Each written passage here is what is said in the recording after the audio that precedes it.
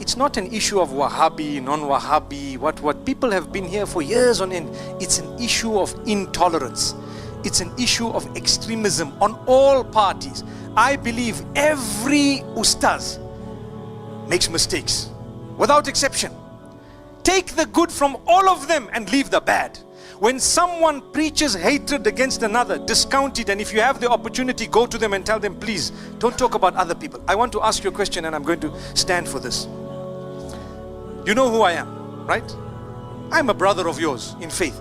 Have you ever heard me talk bad about another person? MashaAllah. MashaAllah. The innocent have borne witness. Do you agree?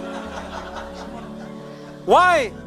I have so much of goodness to share with the world that I don't have time to worry about others. Come on, come on. Those who talk about others don't have something to present themselves. I'm busy doing my work.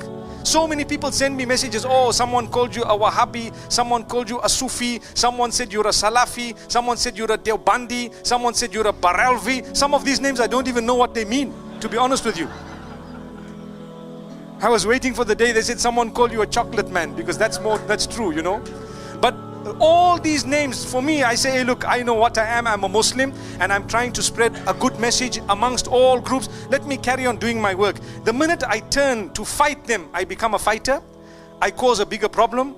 And now who's going to do this good work? Because my energy, like I said earlier, all the energies are now being utilized, waste of resources, to do something where it's going to be less beneficial, in fact destructive. So please do yourself a favor.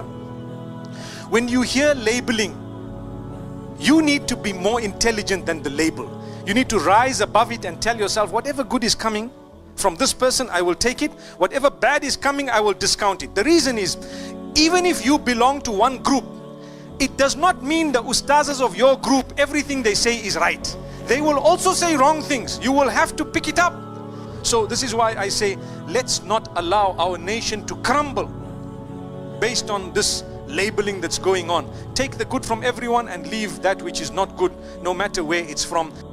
If you see the lifestyle in the history of the Prophet, he didn't quote any hadith to me. He didn't quote to me any verse of the Quran that calls us Salafi. So I don't call. No logic. At the time of the Prophet, they were hypocrites, munafiqs. Fine? They were munafiqs. The Sahabas did not change the name. They were Kharijis, Khawarij, Kharijites. They called themselves Khariji. People gave them the label. The Sahabas yet called themselves Muslims. Did the Sahabas say, give them a new name? No. They continued calling themselves Muslim. They were Mutazalites. People yet continued calling themselves Muslims. So at that time also there were differences. Not that they were not. Now coming to the question, that therefore Sheikh Nasir al-Albani says you should call yourself Salafi. My question is, which Salafi? Which Salafi? My counter question. And now do you know how many types of Salafi? Are you a Qutubi? Or Sururi, Ahmad Khali? I can name another Salafis. See, I'm not speaking against anyone. Please don't get me wrong. I don't mean ill to any of them. But even in Salafi, there are various groups. And if you go to UK, MashaAllah, Subhanallah, Allahu Akbar, there are so many groups in UK. Each group fighting against the other, calling the other Salafi a kafir. Nauz billah. We'll come to that later on if time permits. So which Salafi do you belong to? Again, see, whatever label you give, there's bound to be tafarraqa. When the Shias came, people said we are Sunni. Again there was group Ahle Sunnah wal Jamaat. Then again there was division, Hanafi, Shafi, Hanbali, Malaki. Then we came with Salafi, Ahle Hadith. There's group even in this. The moment the name given by human beings, there's bound to be tafarruqu. Even in Allah's name, Muslim, there are bound to be division. Allah told that. But don't think the name you give will not have divisions. Don't you think Allah did not know? Allah knew there are going to be divisions in the Muslim Ummah. He told in the Quran. The Prophet predicted. Yet the Prophet didn't say call yourself Ahle Hadith, call yourself Salafi. Which Salafi? So maybe during the early times of Sheikh Nasruddin Albani, there weren't groups in the Salafi, now there are groups. Sururi, Madkhali, Kutubi. Oh, he's not right, he's calling him Salafi. But so now we have new books, true Salafi. I read a book called Salafi Dawa, true Salafi. What is true Salafi?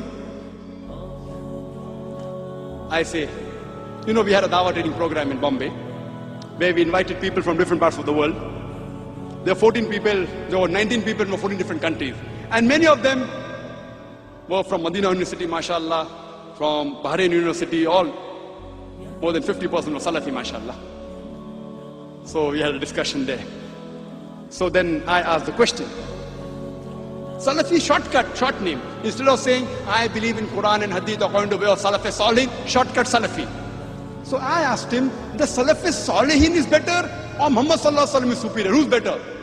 So they told me, Muhammad Sallallahu Alaihi Wasallam. So why not call yourself Muhammadi?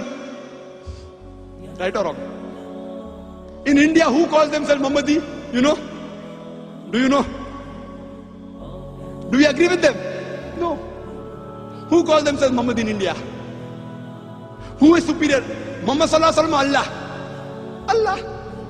So one who submits his will to Allah is called a Muslim. Fine. So here we realize that if you want to give a label, instead of Salafi, Muhammad is better, instead of Muhammad is Muslim. Therefore I say, Atiullah, Atiullah. Therefore for label, I prefer calling myself Muslim. That's it. First a Muslim, last a Muslim.